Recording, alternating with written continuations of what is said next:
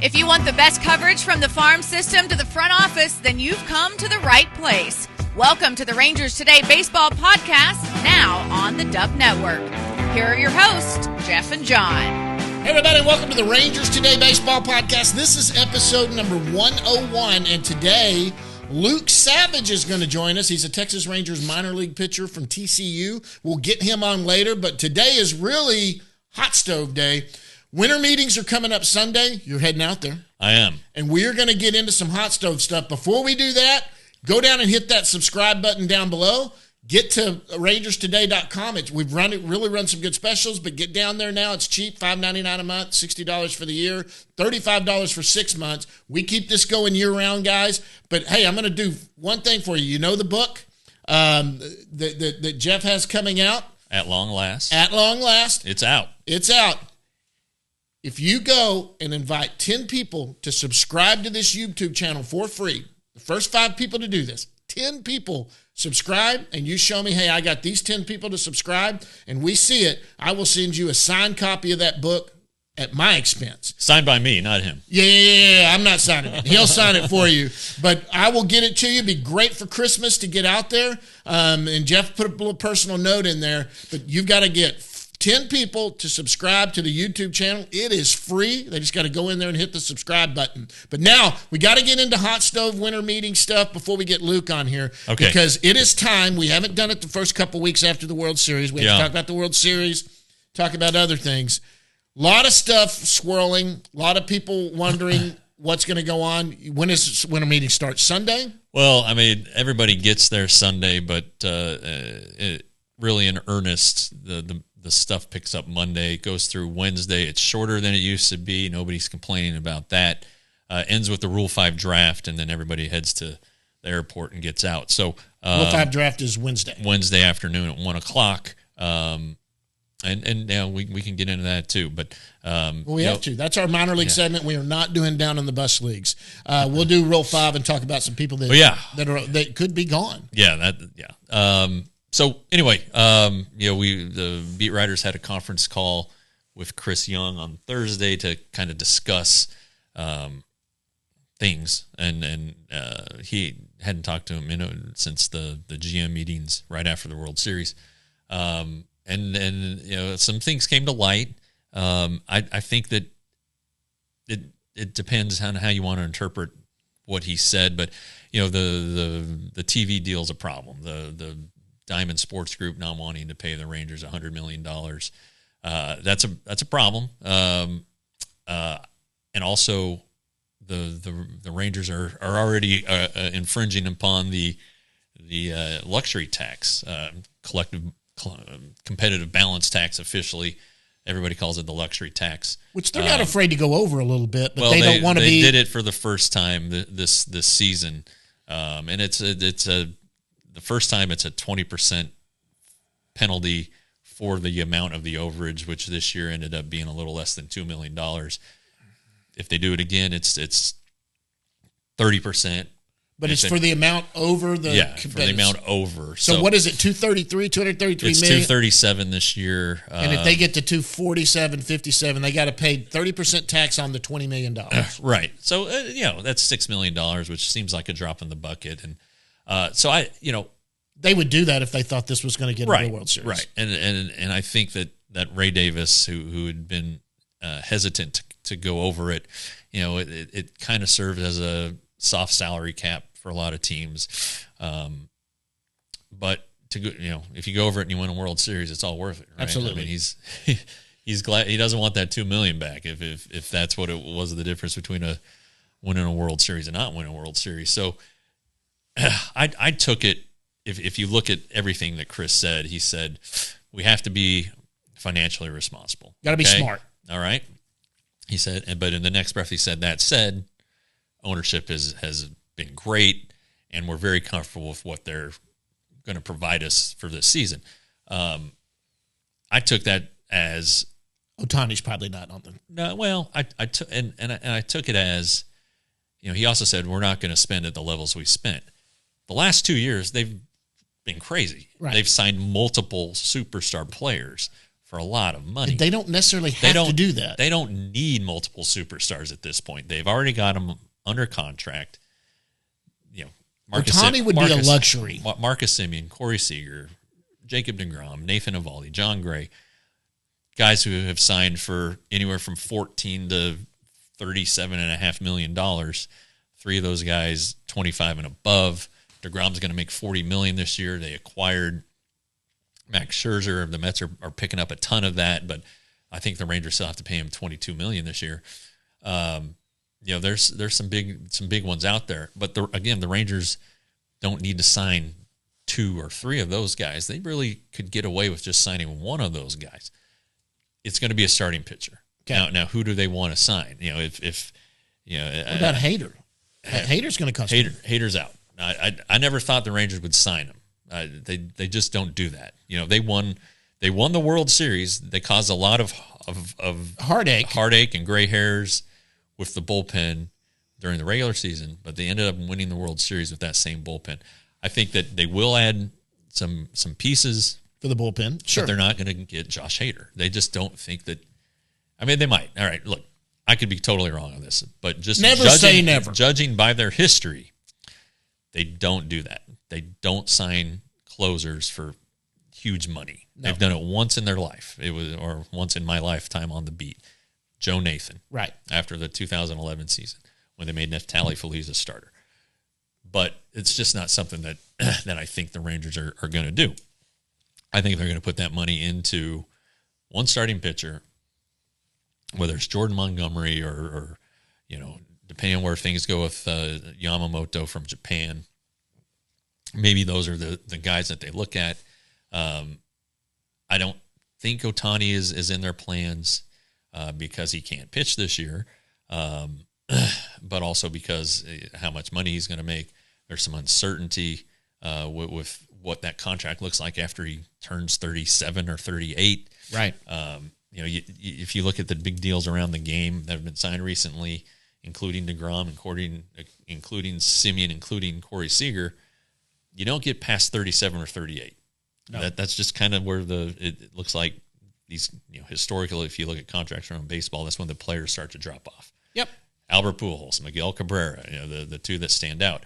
You don't want to be paying these guys that kind of money at that age. And with Ohtani, do you want to pay $50 million for a declining DH? No, because and he's not going to be able to pitch forever. He's had 2 Tommy Johns. It's not saying the Rangers aren't going to sign him. They certainly could. He could be their one big expenditure because next year the payroll gets a little softer and down the road it looks okay. But I just think that's not. I think that would prevent them from fielding a team that they think could repeat. And believe me when we say this, and they are out to repeat. That's what they're going to do. Yeah, they feel like they should be a favorite going into it. They're in the power rankings already. The first one that came out, they have them listed right now with the roster they have, the number 1 power ranking team. Yeah. They are a good team. Ohtani would be great on this team. Sure. But like you said, I can't stress this enough.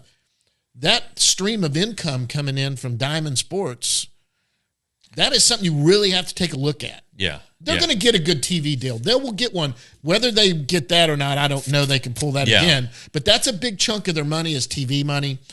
The stadium's going to fill up more. They get a lot of money from stadium concessions and all of that come through. That's good. But that's not what picks up the bulk of the check.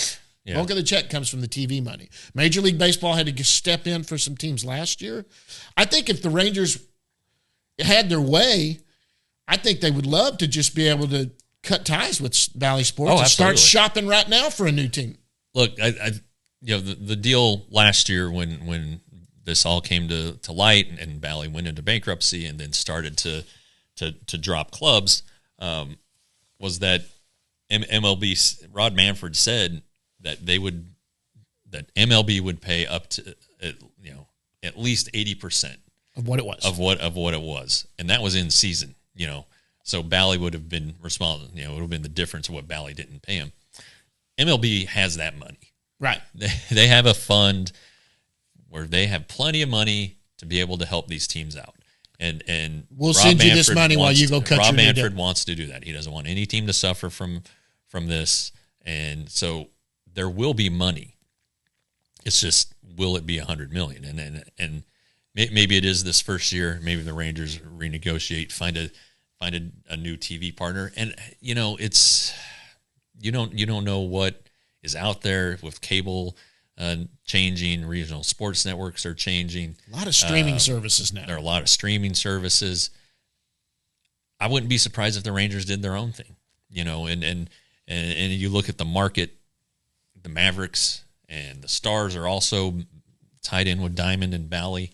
They don't have as nearly the high rights fees, but who's to say that those three teams can't come together and form their own network, like the Yes Network and NESN and Boston and is it MESN, MESN in the DC Baltimore area.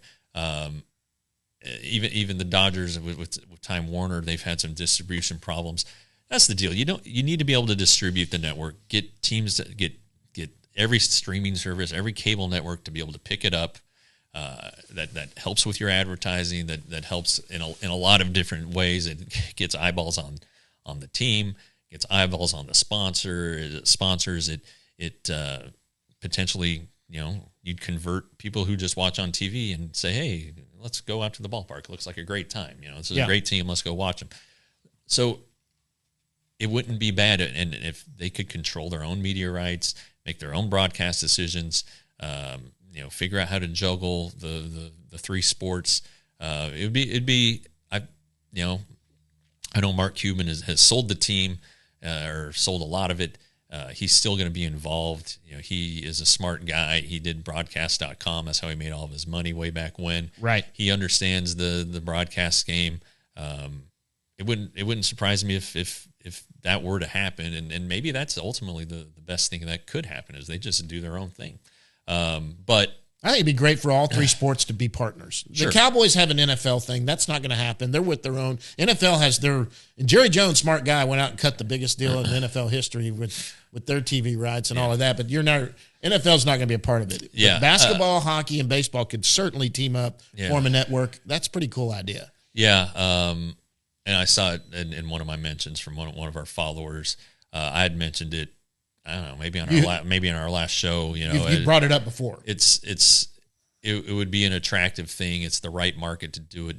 I think DFW market's fourth now, or is about to be the fourth biggest market in the country. It just makes a ton of sense, and with Fort Worth growing like it's growing, with people coming into the area, it would make a lot of sense if they can do it. Now it's going to, up front, it would take an expenditure. It would take some money, and probably you could partner it out and to help cut the expense for the owners of the three teams, though. Rangers would be more, and the reason they're not poor. Mark Cuban just sold for $3.5 billion. What kind of profit did he make on that? Good Lord, but. The Rangers have more games, and so they would have a bigger. They have twice as many games as a basketball team and a hockey team. Right. You add those two together, and it equals one baseball season. So there's semantics that I have no idea about. I probably shouldn't even be talking about this, but I think it's a possibility. But anyway, the current situation. I think as we stand now, with the Rangers where they are, close to the luxury tax. They weren't going to spend a lot anyway. I think that the $100 million is going to hurt, but I think they're going to go forward this year. They're going to be okay. It's just, what is it going to look like down the year, down the road? What does it look like next year? And our commitments, we have to be careful with our commitments for what we see probably coming. And yes, we'll probably fill back in. But also keep in mind, the team that won the World Series a month ago today. Yeah.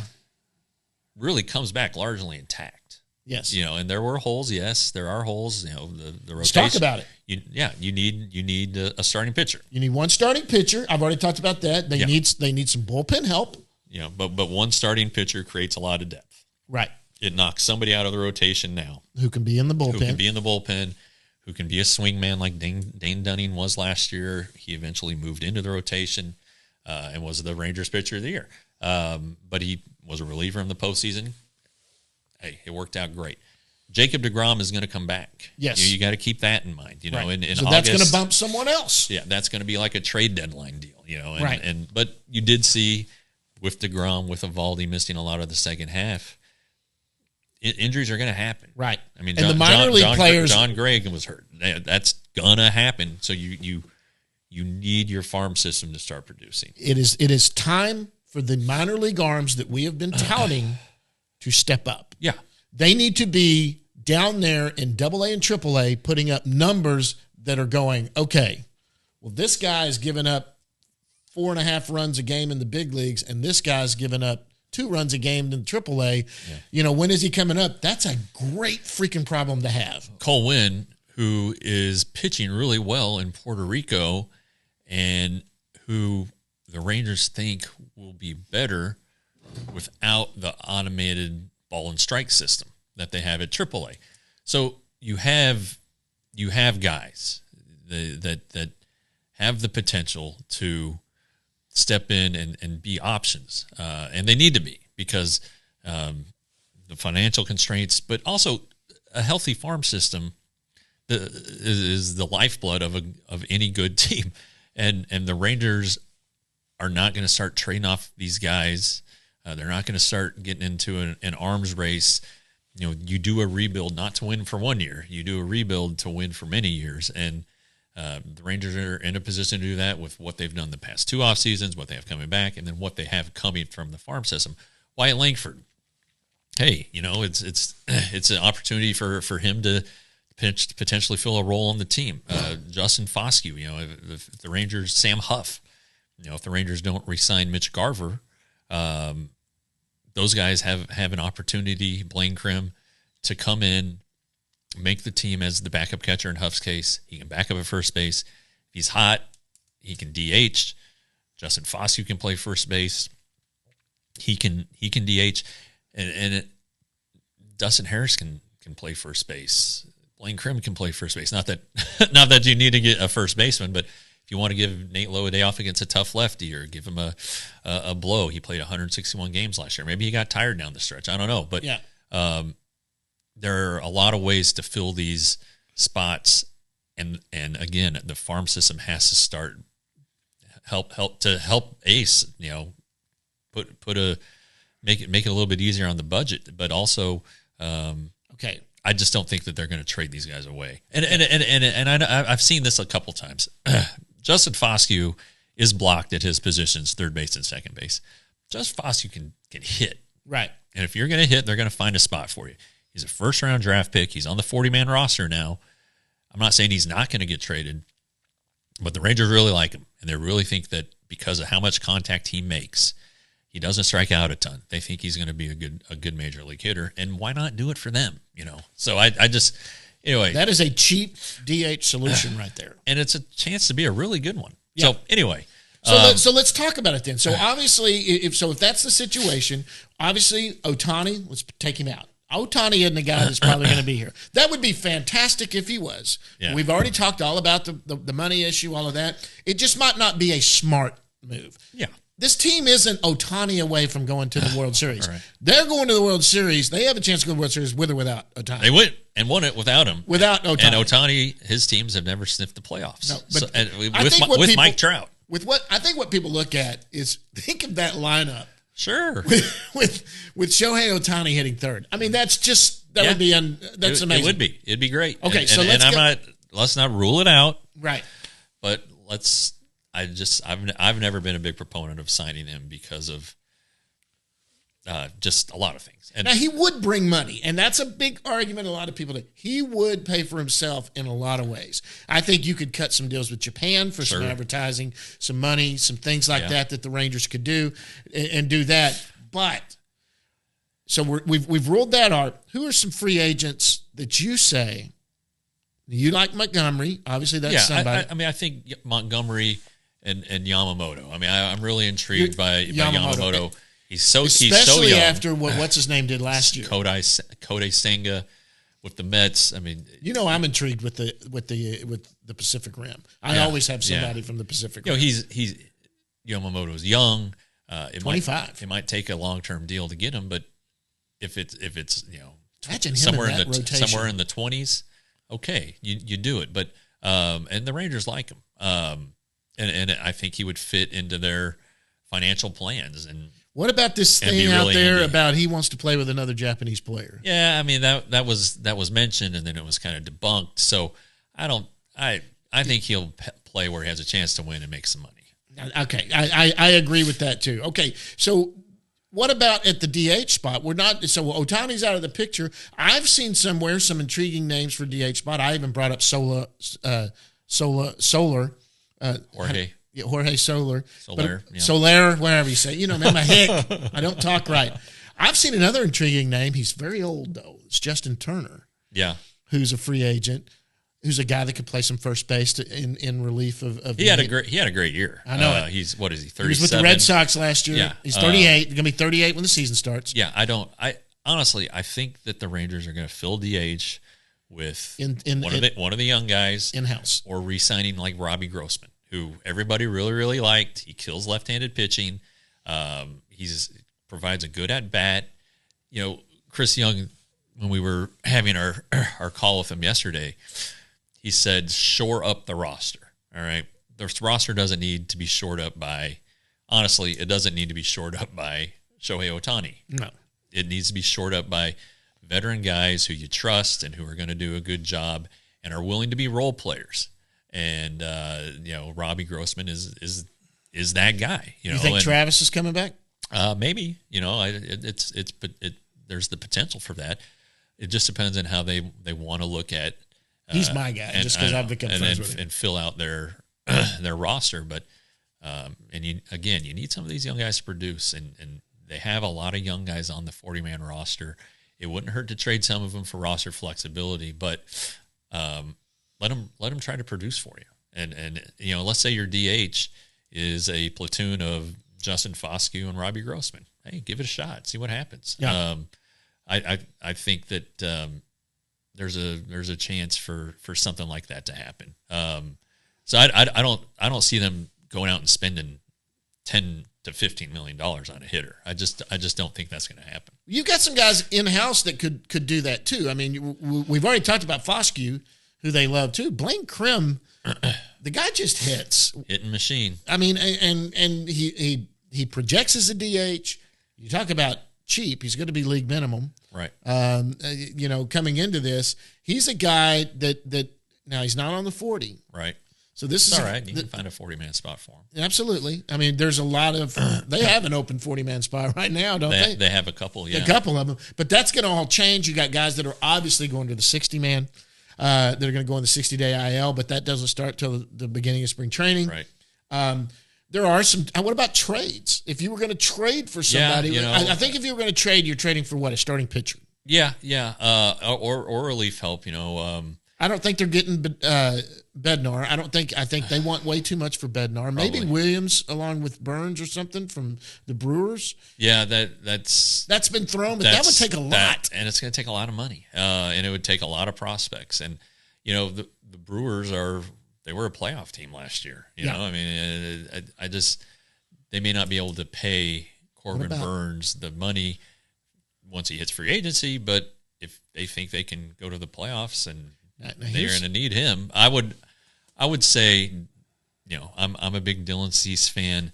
The White Sox are reportedly making everybody available, but he's pretty affordable this year. You try to work out an extension with him, sure. What about Glasnow? That's not a bad one. The reason I say that because where you would think your top prospects have to go into something like that for Glasnow, they're a team that always has talent coming up, and sometimes they move out a player like that because they're going to lose somebody potentially. They're cheaper, so it's better to have the young guys fill in. They may go with a lower tier prospect that's got a big upside, that they may get a few of those guys to fill in the bottom of their minor league system.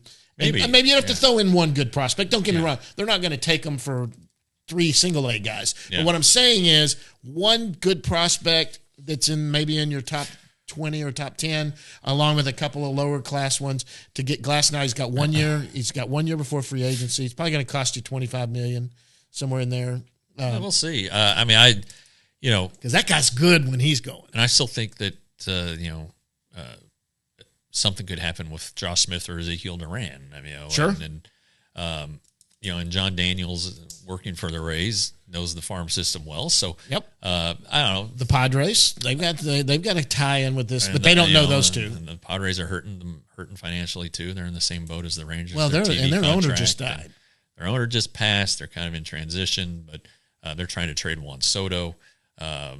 And no, the Rangers aren't going in on Juan Soto. That would be great. But I saw something this morning that the Indians are listening to Emmanuel Clase, who started his career with the Rangers and was in the Corey Kluber deal. If we only had Kluber, we could probably get him back. So anyway, Bieber is also somebody that I've heard that they might be entertained. I mean, there are a lot of possibilities out there.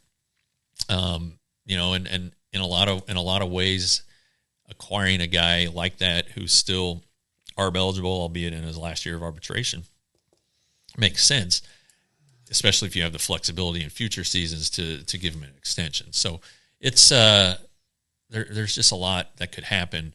The trade market is kind of wonky. Sometimes it develops after all the free agents are gone. Sometimes a trade will happen that will affect the free agent market.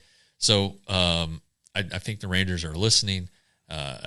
Again, I don't think they want to trade off a ton of their prospects. No, they still want to have that healthy farm system. So and now now that they've won the World Series, they've drafted last. So they're going to be not drafting in the top 5 hopefully for a while. Although it is kind of fun when they get a big time guy like that. But anyway, they're kind of at a point where the draft is now going to be not the weapon that it was for retooling the farm system. We got the international signing period coming up here next month, but still those guys are 16. They're a long way away. So let me tell you, this is a year.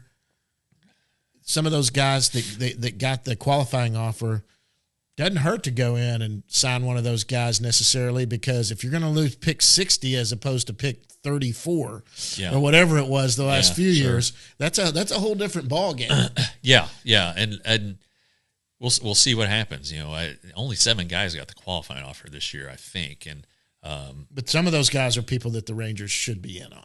Well, yeah. Ohtani. I mean, Ohtani will cost you draft pick compensation. I think I think you'd be okay with that one. You're okay giving up the 60th pick for Shohei Ohtani. Yeah. Just I'm going to clarify. That's what you're okay with. I'm that. all right with that.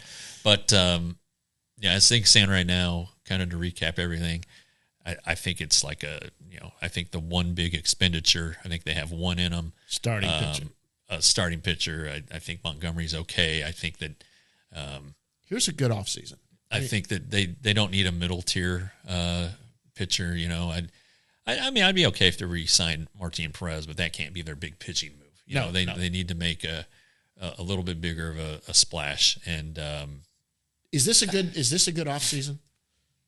Jordan Montgomery, Matt Moore, and maybe someone like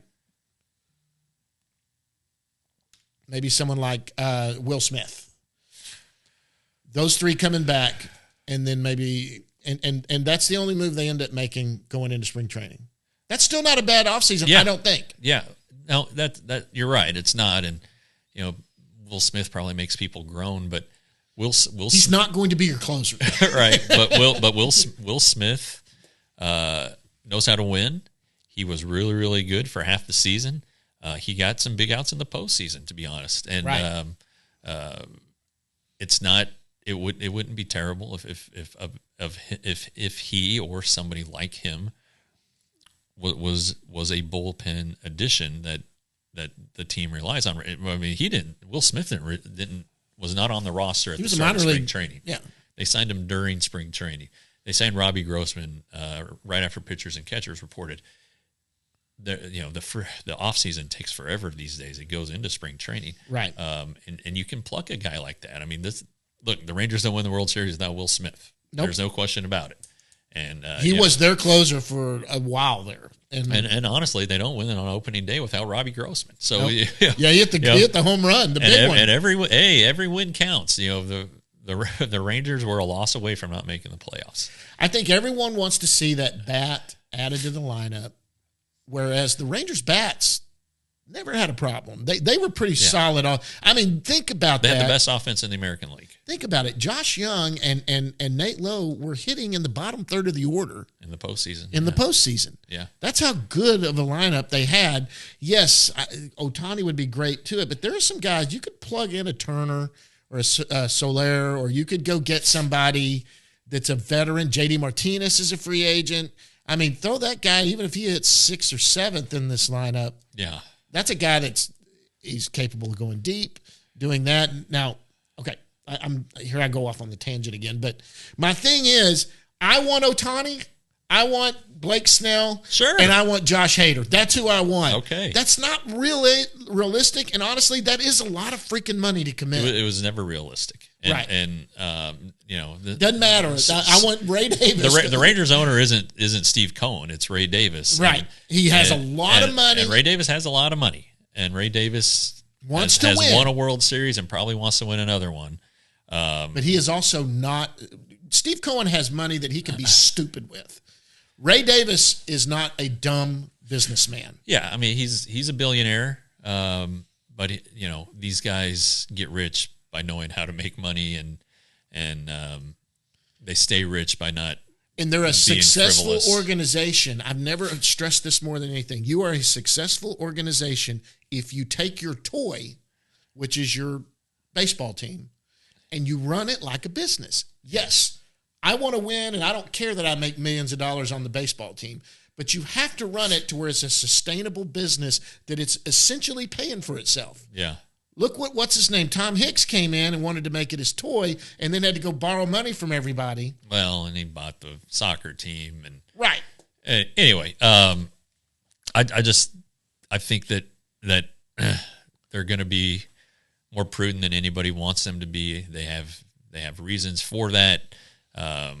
Jordan Hicks, and yeah, okay, fine. But I think that.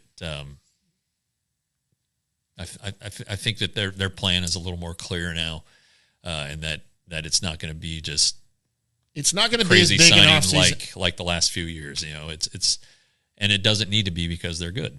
And they will pick up enough in the offseason that they will stay one of the top teams predicted to get to the World Series again. Sure, there are going to be big national talking heads that still think the Rangers have a chance to go back to the World Series, no matter who they sign. Absolutely. Because they think that now before they go sign anybody. They're already thinking that. They think they know Jacob deGrom's coming back. They know that what they need is a really easy pickup this offseason. The problem is we're spoiled. Yeah. Because the last 2 years, Ray Davis has thrown his wallet on the ground and said, go get me winners. And they did it. They don't necessarily, you're right. They don't have to do that. We got to do something before we get out of here, though. Okay. Rule 5 draft is Wednesday. Who is the most likely to get taken? Well, it's interesting. They have some, guys who go in the Rule 5 draft aren't usually Josh Hamilton and Johan Santana. They're usually these guys who are big arms that you can take a cheap chance on, that you can bury in the bullpen and grow with. They get them through the year. They go to teams that have the ability to stash them, like Mason Englert last year with the Tigers. Now that he's spent the full year on the active roster, they can send him to the minor leagues. He can go to the minor leagues and continue to develop there. But he was okay, and we really like Mason. So like Justin Slayton. Yes. What was he? The 4th round pick in 19, or maybe the 3rd round pick from New Mexico. He's an East Texas boy, big guy. Had a unbelievable year as a reliever in the minor leagues. He pitched in the fall league. He's got a chance, and I know a couple guys have written about Anthony. I don't want to say his last name because butcher it. It's the the Hawaiian. He's never pitched above A ball, but he did pitch in the fall league really, really well, and good velocity, good off-speed pitch. Somebody might take a flyer on him. It's only $100,000, and if he doesn't make your team, you send him back. He goes back. He goes through waivers, And if he clears waivers, you send him back to the team, and I think you get half your money back. So it's the Rangers have done it so many times in the past. I don't think they'll do it this year. But I worry that Dane Acker, potentially friend of the show, potentially is lost. But he did have to have a knee procedure here in the offseason, just a little cleanup. He should be fine for spring training. His walks were up a little bit last year. I know he has the injury history, so maybe that'll scare some teams away. But we'll see. You kind of hold your breath. Blaine Krim's eligible. Davis Wenzel is eligible. You don't want to see either of those guys go because they're good guys, and the Rangers think they're major league players. Just they're at the point now where you gotta be able to produce. It's put up or shut up. You have to be a legitimate option, and right now the Rangers felt that Antoine Kelly, Mark Church, Jose Corniel, and gosh darn, I'm forgetting. Foscue. Those are the four who added to the 40-man protected from the Rule 5. They think those guys are on the cusp. So right. They thought more highly of them, and they thought that those were guys that could be lost. Yeah. So anyway, we'll find out. And then there is a minor league portion of the draft, which at that point the players are only like 12,500. It's how the Rangers got Alexi Ogando or whatever his name really is, and they're little guys that pop through that way. You add depth to your farm system that way, and potentially sneak a guy. A guy can get to the major leagues. But anyway, we'll see what happens. But hopefully the Rangers don't lose anybody. Absolutely. Well, this has been fun. You're going to have a good time at good time. You're going to be working the winter meeting. It's not a good time. It's not a good time. You're running around the lobbies trying to find people and and that place is so big, Opryland in Nashville, that you never see anybody. I am looking forward to seeing Ron Washington, the new manager of the Angels. He was at my first winter meetings, which were at Nashville, and I was with Jim Reeves from the Star Telegram back then, and he was showing me the ropes, so to speak. And right. We ran into Ron Washington in the lobby, or on his way to have a cigarette, and Revo asked him, "Hey, Wash, who's on the top of your board? Who are some of these guys?" And Johan Santana was available that year. I don't know if he's a free agent or if it was a trade. I don't remember the circumstances, but Wash was like, "Oh yeah, he's on the board." And then, but Wash said, "If we trade any of our prospects, we're effed." And so Revo, of course, wrote it, and it ticked off John Daniels, I think. But anyway, you never know who you're going to run into, and what they might say. But a lot of the stuff that happens in the lobby is just like, what are you hearing? Morris usually holds. He'll hold court on probably Tuesday this year, but you just want to hear what's happening and hope that somebody tells you something that can get you a little bit further down the road. So anyway, but you got to be there to cover it, to do it. Yeah. Here's the thing I can promise you guys right now: the Rangers don't leak their stuff. Oh man! You do all this crap you're hearing about the Rangers are in, Rangers are out, or Rangers are on. There is no way that they know for sure, because the Rangers don't leak their crap. Right. They just don't do it. If anyone was going to get inside info, it's going to be you and Evan, who are the closest relationships with these guys, and they don't leak crap to y'all. No, they're very friendly to y'all, and they'll help you try to get someone on the podcast, or they'll set up interviews for you, because I've seen you do it 100 times. And the Rangers front office loves you, but they are not leak. They don't leak their crap. They don't, and that's fine. That's why Ohtani is not completely 100% out. At the trade deadline, it was a little different because, Scherzer, that leaked, but that was all New York. That was all New York doing it, or the agent. I don't think it was the agent. Well, it might have been, but I think the national guys, I think their contact is with the agents. Well, yeah, but the agents on trades don't really find out till it comes to the point where they have to ask to waive a no trade clause or something to that effect. Right.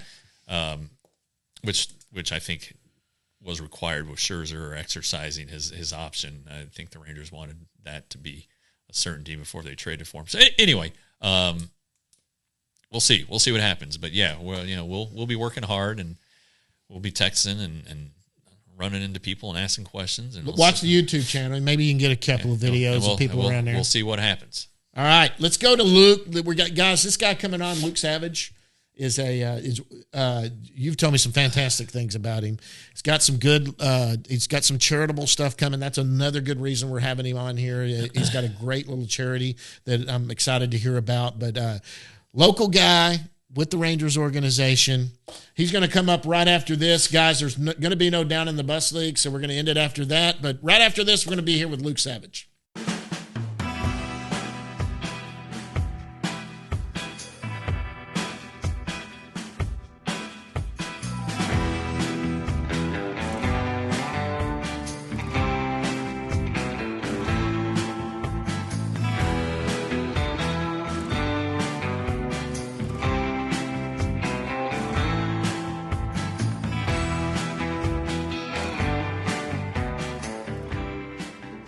And joining us right now from where are you at? Van Alstyne? Van Alstyne. Yes, Van sir. Van Alstyne. It's Texas Rangers right-hand pitcher Luke Savage, former TCU Horned Frog. Luke, what's going on, buddy? Nothing much. I'm just excited to be here. Thank you for having me on. Well, I appreciate it. I talked to you. I talked to you in October. It's now December 1st. Can you believe that? I know. Anyway, I talked to you in October. It was during the playoffs, and I was like, "Yeah, we'll get you on here as soon as the playoffs are over." And the playoffs just kept going and going. So I guess it's a good thing, Yes, sir. Your organization won the World Series, but we're glad we can finally get you on. And I think you have some local interest for people who follow college baseball and even high school baseball. But that's my question. We'll get into that. Yeah. But this was you were not drafted, but you were signed as a free agent with your hometown team. What was your first couple months of professional baseball like? It was incredible. I think I didn't really know what to expect. A lot of times you hear like the stories of, oh my gosh, minor league baseball can be so grueling and a grind. And so I kind of went in like not knowing what it would be like, but the Rangers organization is incredible. They treat us like we're all family. And I think it's really awesome just to be able to go. And it's like, this is really our job now. We go, we throw, do whatever else we need to get in, and then we go back and you really just get to hang out with your teammates and kind of get to know them. So it's really awesome. You didn't pitch a ton there in the Arizona Complex League, but seems like from talking to you earlier, they did a lot of work with you. For people who remember you at TCU, you were never traditionally over the top, but now you're not even close to the top. Talk about the changes they made with you. Yeah, no, definitely not close to the top. At TCU, I'd go kind of like low 3/4 and then like full sidearm. So I'd switch in between those. And then as soon as I got to like first week with the Rangers, they were like, "Oh, what do you like to do? We like pretty much only sidearm. So you can choose whatever you want, but this is kind of the path that we want you to go down." And so from there, it's kind of just like figuring out what it would look like for me to be full sidewinder and kind of just figuring out drills, cues, all that sort of thing to where it would feel normal, because it's definitely an adjustment for throwing semi-normal for 18 years and then having to turn it all around and go full side is definitely a little bit of an adjustment. So, I think for Rangers fans, when they think of guys who throw from down under, they think of Darren O'Day. Yep. You're not that low, right? No. You're not. No, yeah, I'm not like submarine. I'm more just like pure sidearm is what I would say. Okay.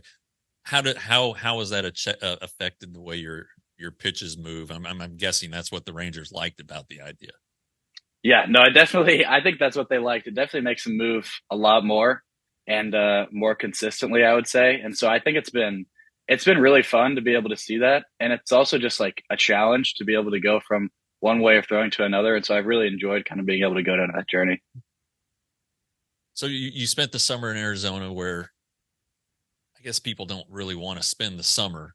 It's so so hot, but you've also experienced Texas heat. So which one's worse? I have to go Arizona. It was just a different animal, especially like the first few weeks we were there. I remember we landed at like 10:30 at night and we got outside the airport and it was still 118 at 10:30 at night. And we were like, this can't be real. Like, there's just no way that this is what it's like. And so I think for the next 2 or 3 weeks, there were some highs that would get to like 120. And we were out there practicing, and we're like, wow, this is a different beast. But don't get me wrong, the Texas humidity with the hundreds temperature is definitely not fun either. So neither is ideal in the summer. Yeah, the I don't know if it's what do they call it? It's a wise tale or urban legend, urban myth. Dry heat. No, You're about to go to is that the temperature? That's freaking like hot, the official, but like the official temperature, yeah, is read at Sky Harbor Airport. But if it's like above 120 something, like planes aren't supposed to take off and land because it can damage the tires. So the urban myth or legend is that they keep the thermometer in the shade, and that keeps the temperature down.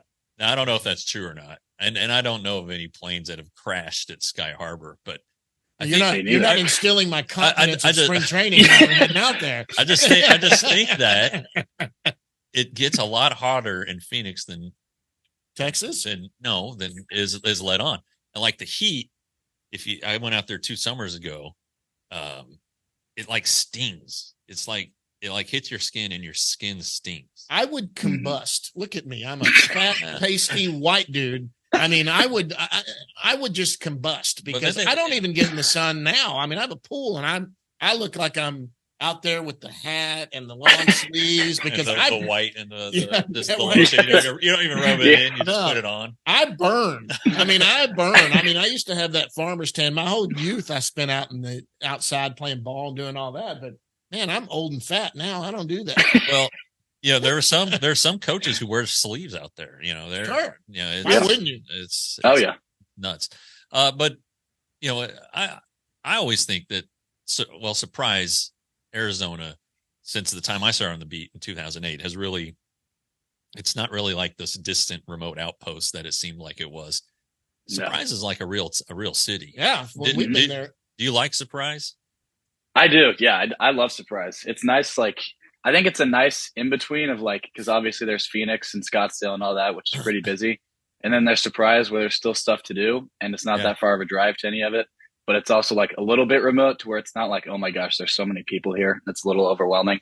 So all the guys, we really love Surprise. I think it's a nice balance in between all of it. Yeah, and they've built the Rangers Village right across the street, so you got free living. You don't have to drive. You can just wake up and go across the street. I mean, they've done a good job, and I think the Indians were the first ones who came up with that village situation down in Goodyear. But now the Royals have built one right across. I mean, what a pitching wedge from where you guys are. So it's cool. It's cool. And it's nice. It's nice to see the minor leaguers are getting taken care of finally. I know they fought pretty hard for it, but part of the reason the Rangers did is because there's 3 hotels there, and the hotels kept jacking up their rates. Absolutely. Why wouldn't you? So they built capitalism. They built their own. Anyway, okay. So you have goals, I'm sure, for this upcoming season. What do you hope to get out of your first full professional season? I think more than just any like hard set goals is really just consistency with the new arm slot, is like learning what it's like, especially in a pro ball season where it's much longer than anything I've done before. Just learning what it's like to throw from that slot, and also kind of just like taking everything I can from a lot of the older guys that I'll be around. So I think those are 2 big ones. And then, I mean, I think the dream would be obviously starting one of the A-ball teams. And then if I could get up to Frisco, not only because it's close to home, but AA is such a cool experience. If I could get up to Frisco by the end of the year, I think that'd be pretty special. Yeah. Have you talked to Chase Lee at all? He's in the system, as you know, and definitely throws from a different arm angle. Have you had a chance to talk to him at all? I have not, but he's been one that a bunch of the coaches have told me when spring training comes around that they'll definitely hook us up so that we can chat, because they were like, you guys, obviously it's not exactly the same, but they were like, you guys got to sit down and talk arm angle, pitching, and all that sort of stuff. Yeah. He just had hip surgery, but he's supposed to be ready. Wait a minute. I'm supposed to have hip surgery because I'm old, not a young pitcher. It's interesting because a lot of pitchers are having hip injuries now. Yep. Dane Dunning Yeah. I think it's the way that training has maybe evolved, but Mhm. anyway, I have to get an expert. So if I for go that. lose weight, I'm going to have hip issues. That's right. Stay the way you are. Yeah. So the way that a baseball season unfolds and the draft unfolds and everything from June when you guys are at TCU or in the College World Series to the draft and until you were signed, how did that process work out for you? I think for me, it was really just like I would train with some of the other guys from TCU, and it was really just staying in shape. Obviously, hoping to get drafted or picked up. So it was really just like 1 or 2 bullpens a week, make sure I was ready if that were to happen. So then when I go out there, it's not like, oh man, you haven't thrown in 3 weeks. We can't do anything with you until October. And so I think it was really just taking calls every now and then from teams, and then just making sure you're in shape so that when you go out there, you're ready to go. Yeah, and when we talked in October, you wish you'd been drafted, but Mhm. the way it worked out, I mean, you're with the hometown team. Yep. Yep. There's only 20 rounds now. That's why Yeah. you don't sleep on these guys that just get signed anymore, because they would have easily gotten drafted in the old way they used to do it, where they might go 50, 60 rounds. I mean, you sign a guy that there's only 20 rounds. A lot of these guys, you can pick up some good players. Well, I mean, the Rangers Player of the Year, Abby Ortiz, is another one, undrafted free agent. So sure. But before we hand it over to John for his lighter questions, talk about your organization. I know a lot of people know about it who are TCU people. One of the reasons we really want to get you on too. Yeah, and we, as John's we have ties to a charity called the Do It for Dirt Foundation. We've had players on, Jared Sandler, who's one of the radio broadcasters, his organization, Sandlot Dane Charity. Dunning. Dunning. Talk about Blessed Feet, because it's pretty cool.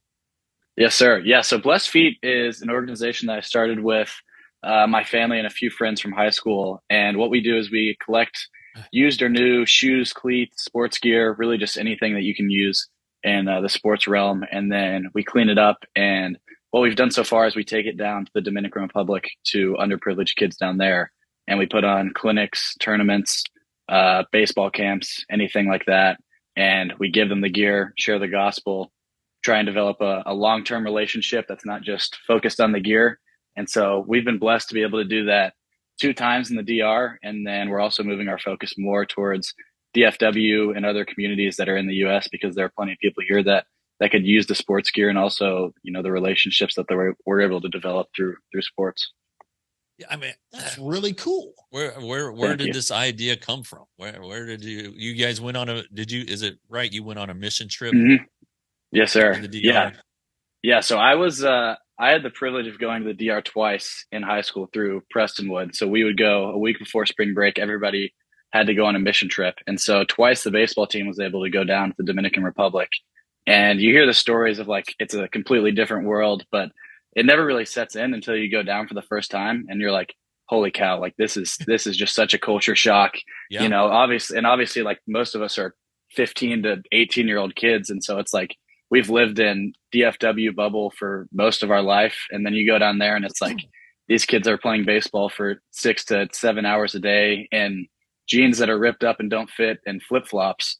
And it's like, we take, just this most basic things like cleats and all this stuff for granted. And so I think that's really where it started. And when we were down there the second time, we grew really close with, he's like a youth pastor, but then he runs a bunch of baseball programs down there. And he's born and raised in the Dominican, had the opportunity to play pro ball, but he felt like the Lord was calling him to stay in the DR and minister to the kids. And so we got really close with him. His name is Joel Alexander. And when we came back is when COVID hit. So everything basically shut down. There was no school for like 2 weeks. And so me and a few of my friends that were on the team, we would have FaceTime calls with him. And eventually we were like, we're not going to be down there for a while. We're all going off to college. How can we help you guys? And he was like, well, you've been down here. Like the most basic thing that we need is just gear, shoes, cleats. And so that's kind of where the idea started. And then over the next year was just seeing how feasible it was, because obviously it's like a huge hassle to take stuff down there with customs and everything like that. And so just kind of planning everything out, mapping out the website, and then we released at the end of my freshman year of college.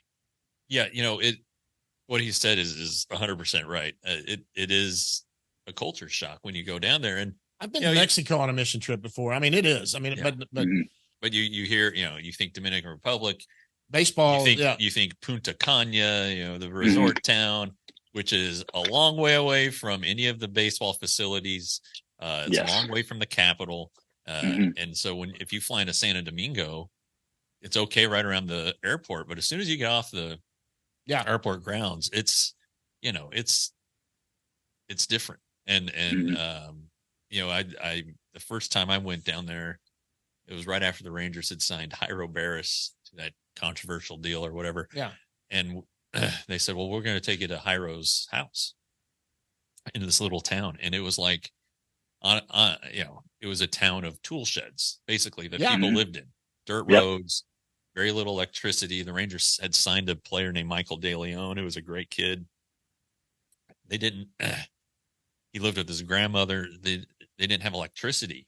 So they had to sign during the day so that the light could come in and they could see the contract. Yeah. Just stuff like that. That's real and crazy. And, we went to the baseball field in that little hometown, and there were kids just out there playing, and they were so happy. Oh yeah. And they don't know what they don't have, but to be able to provide them with equipment that they need, that they don't have to share, that they don't have to that they aren't hand-me-downs. It's a really neat deal that you do. Do you have any events coming up, or tell people how they can support your organization? Yes, sir. Yeah. So you can support us by going to our website. It's www.blessedfeet.org. Also, all social medias are _blessedfeet_. So anything to where you can financially donate, spread the word, tell your friends about us is all super helpful. And right now we're working on an event in the DFW area for Christmas. So we'll be able to give back to some of the local communities. So we're hoping to be able to provide shoes, gear, and cleats to kids that are in DFW, their size specifically in the sports that they play. So finishing out the details on that, but that's what's coming up for us. Oh, good for you, Luke.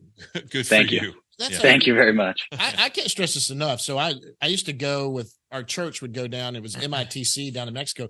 And we would go up into the mountains and spend the night for 2 nights and paint a church or something with these teenagers. I was helping teenagers back then, and I was still old and fat.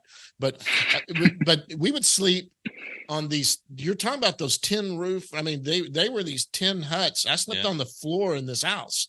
I'll never forget it. And this big spider was crawling. I didn't sleep the rest of the night. But these people, when I saw it against that wall, I was just sitting there staring at it. I was going, oh my gosh. And the guy that owned the house got up with like a rag. He just went over and swiped it, and it fell down onto the ground. And he went back to his chair and started. And I was like, I didn't see that thing die. That thing was just. And I did not sleep a wink. Got up the next morning, it was dead in the corner. I guess he had stepped on it, but whatever. That's really cool, Luke. I'm really proud of you on that. Now I'm going to get into more fun stuff. Yeah. Yes, sir. So you grew up here in the DFW area. You were born in Doylestown, near Philadelphia. Yeah, near Philadelphia, yes, right? When did you get to Dallas? So we moved a lot as a family. So we lived here the first time, it was probably like 2005. I was only like 4 or 5 years old. And then we moved again to Chicago, back to Pennsylvania. And then we moved back to Dallas. And that was the final time that we like made a big move. And so that was when I was in 4th grade. 4th grade. Okay. Now you ended up going to Prestonwood up in Plano. I've visited that church before. I've been there for a FCA thing before. And the facilities, they got a great, now you played baseball. Did you play any other sports in high school? I played football until my junior year. Okay. What did you play? Receiver. All right. I was a wide receiver. How tall are you? 6'1". I wasn't 6'1" then, though. I was pretty small then. Okay. So you weren't drafted, like we said. You came. The Rangers signed you as a free agent. How many scouts did you have on you? Did you notice when did you know, hey, I've got some people that are watching me? I mean, it started in high school where it'd just be like a handful, but it wasn't anything serious. And then after my sophomore year, I was sophomore eligible. So that was when probably like 10 to 15 teams reached out in the fall. I was like, oh, wow, this is real. Like I could actually I could get picked up and play professional baseball. And that was at TCU. Yes, sir. Okay, that was at TCU. Now you ended up going to TCU. Did you have any other schools on your radar, or were you offered anywhere else? I did. I was looking at the other ones I had visited were Northwestern and Stanford. Those were probably the other top two on my list, but they were just pretty far away. And at heart, I was always a Texan, so I had to stay close. So was that the only Big 12 school that really was kind of on you? It was, yes, sir. What? I mean, I went to TCU in 1993 is when I started. And you're old, not as old as me, but you're old. And it was not what TCU is today. Yeah. You know, what is now the Commons area was a parking lot where I parked my car. Yeah. No, yeah. It's true. And the frog fountain was there instead of at the top by up by the, you know, the shower ball. The Sharborough. Yeah. Yeah. What was it that attracted you to TCU? I think obviously they were coming off of like the 4-year Omaha run. So they were prestigious baseball school. Coach Sarlis was the recruiting coordinator at the time and the pitching coach. And so that was a big draw, just his knowledge of the game. And then obviously like the family ties that he has and the great guy that he is was a huge draw. And then I think the other thing was I was looking for like small school, but not like the small school feel. And I think TCU pictures that perfectly to where it's like, you would never know that they only have 10,000 people if you watched any of their sporting events online. But then you get on campus and it's like, oh, I actually know a bunch of people that are walking around and all the teachers, it's like the classes maybe have 20 people. And so I think it like encapsulates what is small school feel, but then also, you know, bigger school at the same time. Yeah. I mean, the campus is beautiful for one. It was even pretty back then. And you're in a big city. I mean, Fort Worth is now the 13th biggest city in the country. Right. Yeah. And you know, all the stuff that you want's close by. I mean, and at the time it was, I mean, we came down to visit a bunch of colleges and TCU wasn't one of them. Then our air conditioner went out in the middle of the summer. And my dad was like, well, we got to get this fixed. So just go over to TCU. And that was it. We could have ended the tour right there. Yeah. But we had hotel reservations in other cities. Anyway. And then Kurt Sarlis, who's fantastic, pitched in the major leagues, which had to be part of the calling card. And his family has a winery. Mm-hmm. And I don't know. You may not drink wine, Luke, but it's delicious. I don't drink wine, and it's fantastic. It really I've never had it, but I've heard only good things. We had some at Thanksgiving. And some of Kurt's? Yeah, and my wife went and bought 3 bottles. I mean, for Christmas. It's just really good. So Sarlis and Sons, if you're maybe they can sponsor the show. Maybe there you go. There you go. I'm going to call them and say, hey, you got there at the right time too, because were you really last year was good as a TCU football fan? Oh yeah, I bet you. Did you end up going out there for the national championship? Or? I was at the Fiesta Bowl and the national championship. Yeah. So were you? I was working, but I was there. It was a great run, and really with baseball went to the College World Series, which we can talk about here in a second, and it probably, you know, collectively, when you put all the sports together, that's the best sports year in TCU history. I wrote a story on it for TCU Magazine called The Everything School, which is kind of the nickname. Yeah. But also, like TCU's medical school got full accreditation. It's the students are the happiest in the country, according to the Princeton Review. There are a lot of good things going on at TCU. Maybe TCU should sponsor our show because I give them free advertising every damn episode. But it really it was a great time to be a TCU alumnus fan, and the baseball team really put the icing on the top, going to the College World Series, being one of the Final Four teams. Yeah, and they ended up losing to Wyatt Langford. Yeah, 3-2, and you know it was quite a run. Teammate. Yeah, that's right. Yeah, I'm lucky to have him as a teammate now. Yeah, you don't have to pitch to him. Exactly. What was that run like for you guys? Because you know, you as you know, you lost the first game and then really put together a nice run. Yeah, no, I think it pretty much just like encapsulated the whole season for us. I mean, going in, we all had super high expectations for what we could be. and started off hot and then dwindled off pretty fast to the point of where it was like, we're not even going to make the postseason if we're playing like this. And so then we had the huge turnaround, won I don't know how many games in a row, but I think that was just super special. And I don't think I would change it for anything, just because it was like to go through all those highs and lows with those guys was by far my favorite season at TCU, and it was super special. And I think the whole time of just knowing like, you know, we still can do this, and we still have all the talent in the world to be able to accomplish what we want to accomplish. And so I think just being able to do that and turn it around from what it was at the beginning of the season was pretty cool. Yeah, it was good, and the community got behind you guys.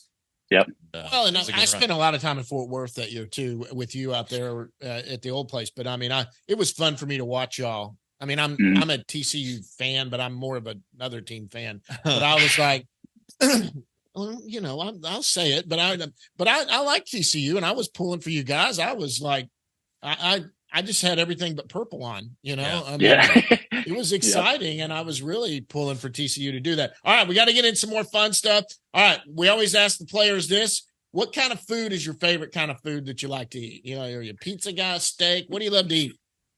It's hard to go wrong with steak, but I think I got to go fried chicken is my go-to. Well, I like that one. I like that one too. I'm not. All right, now fast food, man. People don't understand. Fast food is something the players have to eat a lot. I'm going to guess, but I'm going to say it afterwards. The big C that everybody's favorite. What's your favorite fast food? There's a lot to choose from. I got to go.